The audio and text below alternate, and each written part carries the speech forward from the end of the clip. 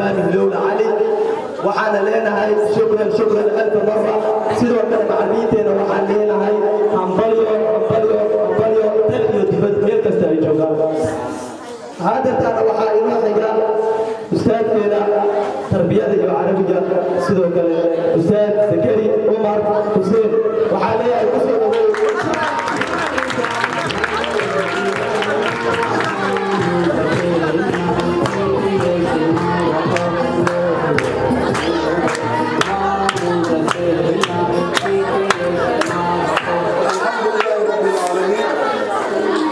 الحمد لله رب العالمين أما بعد مركورة وحن سلامية قلها إدارة وقوريو معمولها قلها أستاذ سعد وحن قلوا سلامية معلمين تانا يبهودك تشغالي مدرسة السلامة وحن قلوا سلامية معلمين تيسو وحبري دكسي وصدها سراء القاسمي وقوري شيخنا عثمان أبو بكر أحمد وحكالو سلامية هو يدي أبهي وقوري أيقنا وحبر الشديدة ذاتك كعن كيستي وحكالو سلامية عن ماشي كامرنين كاميرمان ندى إيو فرسمي قان ندى وحكالو سلامية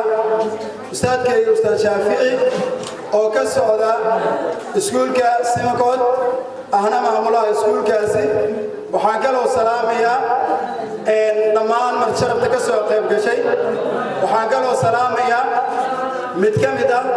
shaqaalaha marketingka shirkadda isgaarsiinta ee Hormuud Abdirahmaan Chama oo loo yaqaan Biili asna waan salaamayaa waxaan kaloo salaamayaa aan meesha ka marneen ardadii soo agaasintay xafladan qaayaha iyo qiimaha weyn ee nagu maamuustay maalintan weyn oo ah 22 November 2023 maanta oo kale 1974 waxaa loo asteeyay ama la aqoonsaday inay tahay maalinta macalinka Soomaaliyeed macallimiintana waxaan leenahay marka dhammaan meel kasta dunida ka joogaan hambaliyana wada marsiinayna hanaga gudoomaan hambaliyadaas macallimiintana qaaliga ee na soo waxbaray iyo intii gacan ka geysatay waxbarashadeena waxaa kaloo mahad mudan iyo hambaliyo mudan ardadii sida quruxda badan u soo agaasimay xafladan qiimaha weyn oo na dhahay macallimiinteena